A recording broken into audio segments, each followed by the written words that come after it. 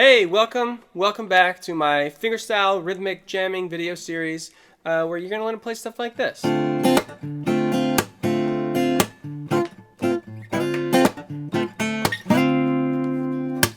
going to be super fun, super useful, super versatile, and I hope you get some value out of it. So, we are on part 7. So there's a bunch of videos in this playlist that you can check out to review or to see for the first time if you hadn't. We're going to do a quick review and then jump into the new stuff. It's a bunch of different videos because I don't want you to binge through all of them at once. That means you'd be starting at the end. Do them all in a day.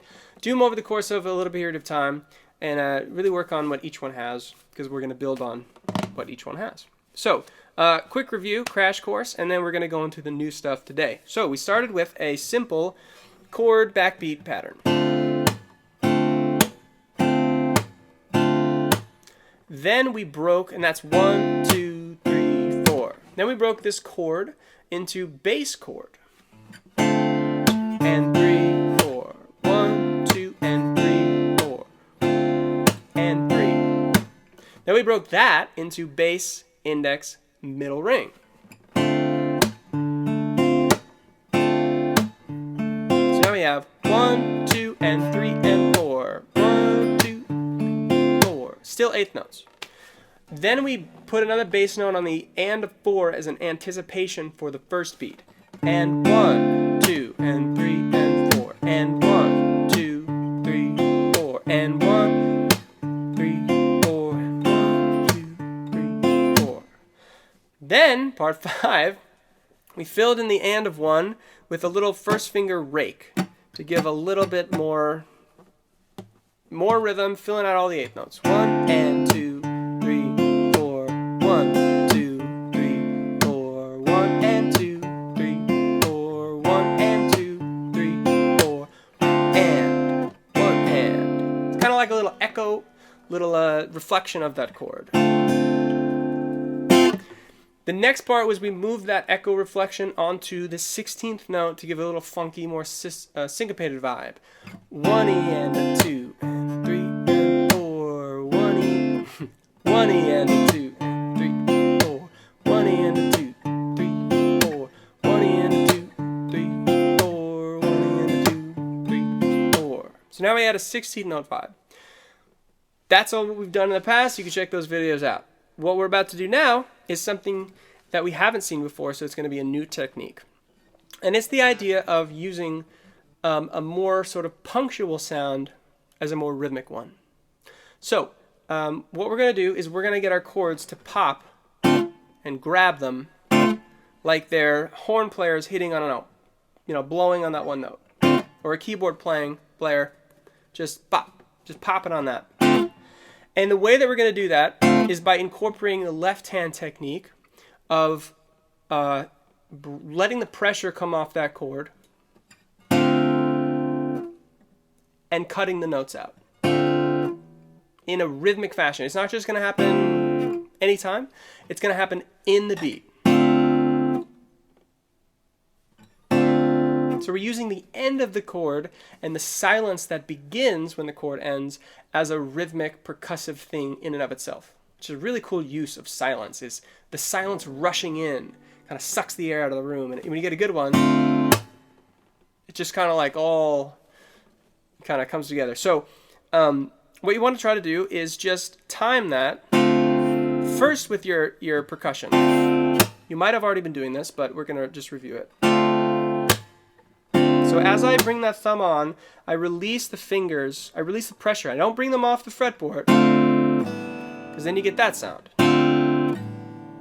I just let them come away from the frets so that the notes on the strings stop ringing as they're still touching my fingers. A great way to practice this is to try to put that on the backbeat. 1, 2, 3, 4. 1, 2, 3, 4. You can time that with the backbeat too.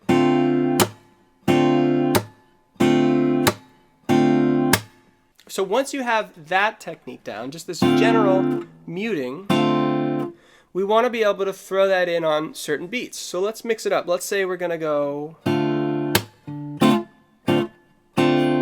on 3 and on 4, we're going to pop. Like we're doing hits with the band. 1, 2, 3, 4. 1, 2, 3, 4.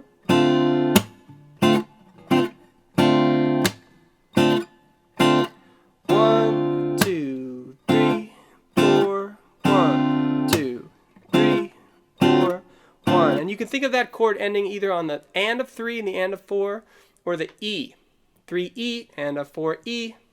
3E and a 4E and a 1, 2, 3E and a 4, 1, 2, 3E and a 4E and a 1. Or on the and if you're going a little faster. 1, 2, 3 and 4, 3 and 4 and 1, 2, 3 and 4 and 1, 2, 3 and 4 and 1, 2, 3 and 4 and it gives it this really percussive thing when the silence comes rushing in time with the rhythm.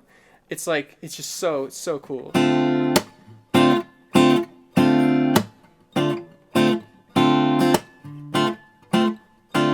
And you can pair that with the other beginning we had. So we had 1E, 1E and a 2E and 3, 4, 1E and a 2E and 3, 4, 2, 3.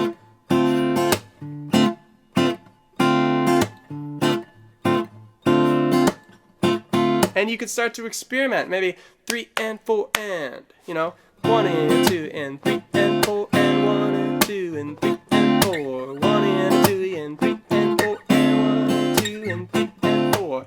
If you get that technique down, you can like pop those off anywhere. As if you're doing hits with the band, or you know, horn players blowing, whatever. 3 and 4 and 1 and 2 and 3 and 4, 1 and a 2 and a 3 and 4 and 1, 2, 3 and 4. I got that one notated in the PDF. It's a little bit more complex. 1E and a 2E and a 3 and 4 and 1, 2 and a 3 and 4, 2 and a 3 and 4 and 1, 2 and a 3 and 4. Important piece. No matter what hits you play, see if you can get that backbeat to continue. 2, 3, 4, 1, 2 and a 3 and 4 and 1, 2 and 3 and backbeat. Not like that, maybe.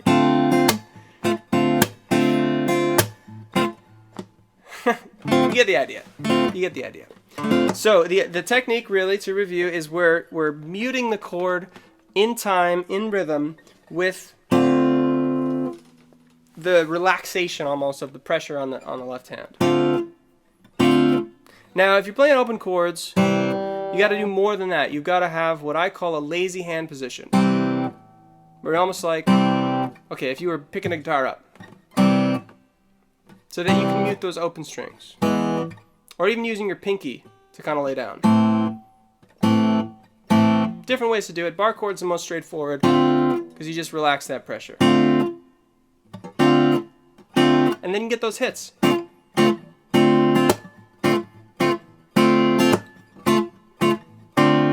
That sounds bad. That sounds good. So that is part, what are we on? Part 7. Muted chord hits with the left hand. The whole thing, as we might have incorporated that into our other piece, could be a little bit more flexible. You know, maybe with the 16th notes. 3, 4. I would try that. Hitting on 3 and 4 together and getting that rhythm, you know, sounding really good. Popping, giving it some energy. Thanks for watching. Hopefully you get some value from this series. We have a few more to go. Again, you could rewatch the other ones or watch them the first time if you hadn't. The PDF below is tab and rhythmic notation and chord charts for everything we talk about. If you want something on a piece of paper, you want it in front of you, you want to see it, you want that extra resource, you can grab that below. If you like the video, please like, subscribe, comment. Let me know what you want to see in the channel. And look forward to seeing you in the next one. Thanks for watching.